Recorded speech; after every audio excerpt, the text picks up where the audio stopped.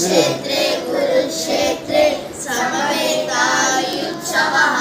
मामका पाण्डवाश्चैव किमकुर्वत सञ्जय सञ्जय उवाच दृष्ट्वा तु पाण्डवानीकं व्यूढं दुर्योधनस्तथा आचार्यमुपसङ्गम्य राजा वचनमब्रवीत्।